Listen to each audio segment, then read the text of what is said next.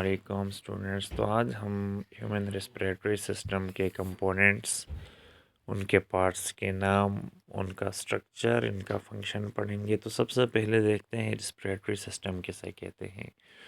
तो वो सिस्टम जिसमें गैसेस एक्सचेंज होता है ऑर्गेनिजम्स के बॉडी फ्लूइड्स और आउटर एनवायरनमेंट के बीच में, ये रेस्पिरेटरी सिस्टम कहलाता है। और इसको डिवाइड किया गया है टू टाइप्स में, एक अपर रेस्पिरेटरी ट्रैक्ट और नीचे लोअर रेस्पिरेटरी ट्रैक्ट। तो अपर रेस्पिरेटरी जो सिस्टम होता है उसमें नोज़, नेज़ल कैविटी और फेरिंग्स शामिल हैं। तो सबसे पहले जानते हैं जो अपर रेस्पिरेटरी ट्रैक्ट में नोज़ है, ये इसके बारे में। तो इसकी डिफ़ाइन ऐसे करेंगे कि एक तो ये एक्सटर्नल होता है और विजिबल पार्ट होता है हमारे, यानी अपर रेस्पिरेटरी ट्रैक्ट का मिलकर बना हुआ होता है। अच्छा, इसमें कुछ एक्सटर्नल ओपनिंग है दो, उसको हम कहते हैं नोस्ट्रिल। और नोस्ट्रिल के जो इनर की तरफ अंदर होलो स्पेसेस हैं उसको हम कहते हैं नेज़ल कैविटी। तो ये इसका स्ट्रक्चर में आएगा। तो यहाँ दो नेज़ल कैविटीज़ हैं स्टूडेंट्स, और बीच में इन दोनों को जिस लेयर ने सेपरेट किया है इसको हम कहते हैं नेज़ल सेप्टा। नेज़ल कैविटी के अंदर और नॉस्ट्रिल्स के नेयर में जो हेयर्स होते हैं इनको हम वेस्टिब्यूल्स कहते हैं। इन्हीं नेज़ल कैविटीज़ में और नॉस्ट्रिल्स में म्यूकस मेम्ब्रेन्स होती हैं जहाँ से म्यूकस रिलीज़ होता है। एक थिक लिक्विड रिलीज़ होता है, उसको म्यूकस कहते हैं। तो ये था स्ट्रक्चर ऑफ नोज़, जिसमें आपने नॉस्ट्रिल्स देख लिए, नेज़ल कैविटी, अच्छा नेज़ल सेप्टम और वेस्टिब्यूल। अब फंक्शन देखते हैं नोज़ का। तो हेयर, म्यूकस और सीलिया डिफेंस मैकेनिज़्म में काम करते हैं। एयर के साथ जो जर्म्स वगैरह आते हैं तो उनको अंदर आने से प्रिवेंट करते हैं। म्यूकस और सीलिया का काम दूसरा है, फ़िल्टर करना एयर को माइक्रो ऑर्गेनिज़म से, और इनसाइड द रेस्पिरेटरी सिस्टम उसको आने नहीं देते। म्यूकस जो होता है ये एयर को मॉइस्ट रखता है, जबकि सीलिया क्या करते हैं, कोई फॉरेन पार्टिकल्स अंदर जाते हैं तो उनको फेरिंग से रिमूव करते हैं। और जो म्यूकस मेम्ब्रेन्स होती हैं स्टूडेंट्स, इनके अंडरनीथ नीचे क्या होते हैं, ब्लड कैपिलरीज। इनका काम ये होता है एयर को वार्म रखना और टेम्परेचर अराउंड 30 डिग्री सेंटीग्रेड। ये तो था नोज़, उसका स्ट्रक्चर और फंक्शन। अब नेक्स्ट फेरिंग्स आता है। अब नेक्स्ट आता है फेरिंग्स, और ये pharynx back of oral cavity और नेज़ल कैविटी के बैक में होता है।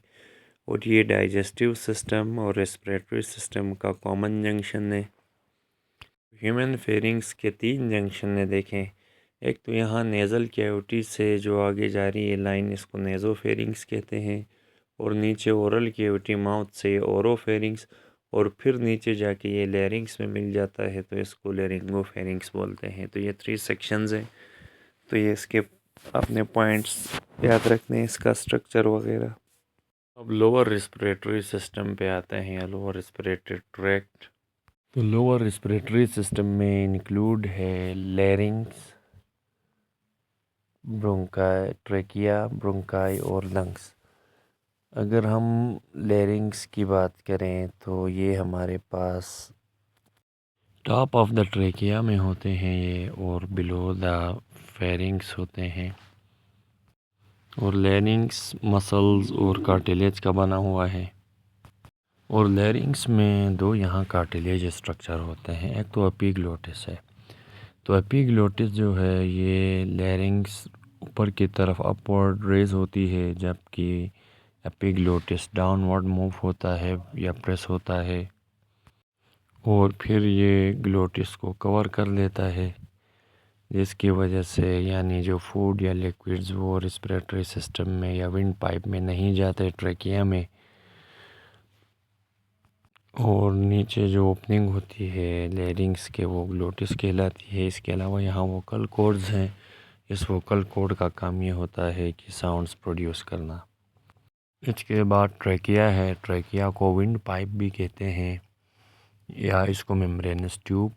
15 से 20 सी शेप यहाँ पे कार्टिलेज होती हैं जो स्मूथ मसल्स की बनी हैं। फिर ट्रेकिया डिवाइड होता है 2 ट्यूब्स में, इनको प्राइमरी ब्रोंकाई कहते हैं। फिर ये प्राइमरी ब्रोंकाई जब अंदर इंटर हो जाते हैं लंग्स में तो ये सेकेंडरी ब्रोंकाई कहलाते हैं। और एक सेकेंडरी ब्रोंकाई राइट लंग में 3 होते हैं, लेफ़्ट में 2 होते हैं। लेफ़्ट में 2 इसलिए हैं क्योंकि थोड़ी जगह वहाँ हार्ट कवर कर लेता है। और फिर सेकेंडरी ब्रोंकाई मज़ीद डिवाइड हो जाते हैं और फिर वो टर्शरी ब्रोंकाई बनाते हैं। फिर ये टर्शरी ब्रोंकाई मज़ीद डिवाइड होकर ब्रोंक्यूल्स बनाते हैं। फिर इनका जो डायमीटर 1 मिलीमीटर हो जाता है। फिर यहाँ से ब्रोंक्यूल्स मज़ीद डिवाइड होकर स्मॉल होकर टर्मिनल ब्रोंक्यूल्स बनाते हैं। यहाँ एक बात याद रखनी है, सेकेंडरी जो ब्रोंक्यूल है ये रिप्लेस होते हैं सी शेप कार्टिलेज प्लेट के साथ, जबकि टर्मिनल ब्रोंक्यूल्स में कोई कार्टिलेज नहीं होता। इसके बाद ये जो टर्मिनल प्लेट्स हैं ये डिवाइड होकर अल्वेओलर डक्ट्स बनाती हैं।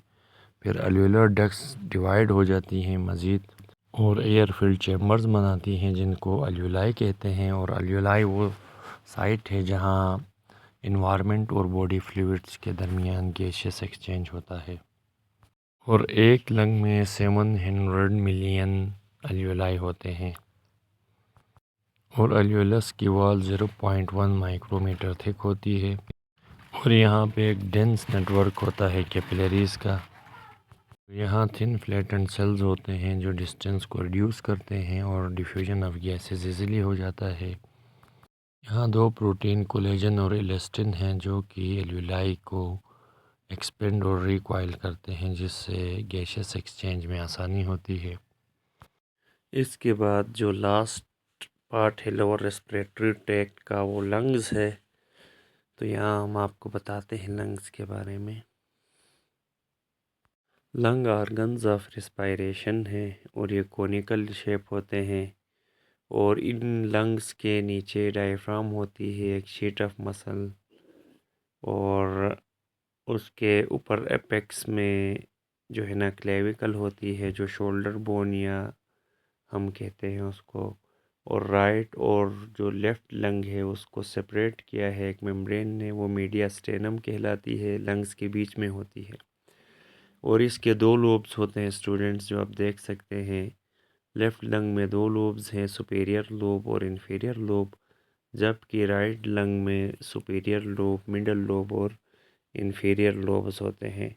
और इसी के अंदर जो एक ट्रायंगुलर डिप्रेशन है लंग्स के बीच में, ये हाइलम कहलाती है। अच्छा, और यहाँ से क्या होता है, अल्वेओलाई लंग्स स्पंजी होते हैं due to presence of alveoli. तो ये तो लंग का स्ट्रक्चर हो गया, ये भी आपने याद रखना है।